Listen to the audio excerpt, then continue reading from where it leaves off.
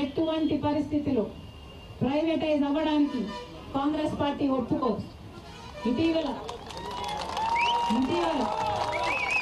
అసలు ఒక రకంగా కాదు కదా, 2021లోనేమో ఒక ప్రకటన చేస్తారు, దీన్ని ప్రైవేటీకరణ చేస్తున్నాము అని చెప్తారు. ఆ తర్వాత నాయకులు వస్తారు, ప్రైవేటీకరణ చేయటం లేదు అని మంచి మాటలు చెప్తారు, మీ ఓట్లు ఉంచుకుంటారు. ఆ తర్వాత మళ్ళీ పార్లమెంటుకు వెళ్ళి ఆ నిర్ణయం మారలేదు అంటారు. ఏది నిజము, ఏది అబద్ధం? ఇంకెన్ని మోసాలు చేస్తారు, ఇంకెన్ని రకాలుగా వీళ్ళ కడుపులు కొడతారు. మొన్నటికి మొన్న 11,000 కోట్ల రూపాయల ప్యాకేజీ విడుదల చేస్తున్నామని చెప్పారు. 8,000 కోట్ల రూపాయలు ఇచ్చారట.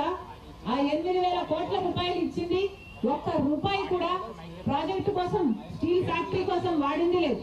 ఒక్క రూపాయి కూడా ఉత్పత్తి పెంచుకోవడానికి కానీ, ఎక్స్పాన్షన్ కానీ, కార్మికుల జీతాలు ఇవ్వడానికి కానీ, వాళ్ళ వెల్ఫేర్ కానీ ఒక్క రూపాయి కూడా ఇచ్చింది లేదు.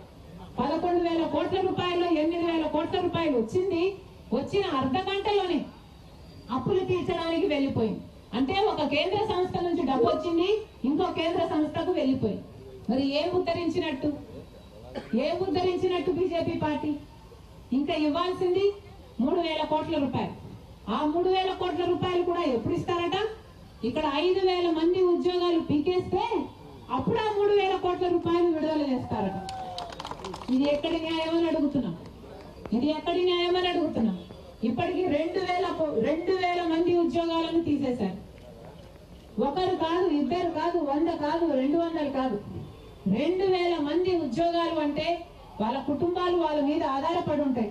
10,000 మంది జీవితాలను ఎఫెక్ట్ చేసే డెసిషన్ ఎట్లా పడితే అట్లా, ఒక పద్ధతి లేదు, ఒక ప్రొసీజర్ లేదు, ఎందుకు తీస్తున్నారో చెప్పలేదు. 2,000 మంది, దాదాపు 2,000 మంది ఉద్యోగాలు పీకేశారు. ఇది ఎక్కడి న్యాయం అని అడుగుతున్నాం. ఎవరి ఉద్యోగాలు పీకేశారు? ఇక్కడ పని చేస్తున్న వాళ్ళ ఉద్యోగాలు పీకేశారు.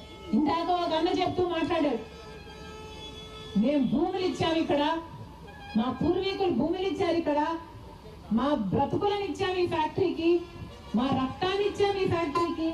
కానీ ఈ రోజు మాకేం చేస్తుంది ప్రభుత్వం అంటే, ఇదే భూమి మీద కన్నేసి మమ్మల్ని ఉద్యోగాల నుంచి తీసేసి ఈ భూమిని అదాని లాంటి వాళ్ళ కట్టబెట్టాలని చూస్తుంది. ఇది అన్యాయం కాకపోతే దీన్ని ఏమనాలి? ఈ నాయకులు ఛాతిలో ఉన్నది గుండెనా బండనా? ఏమనాలి వీళ్ళని?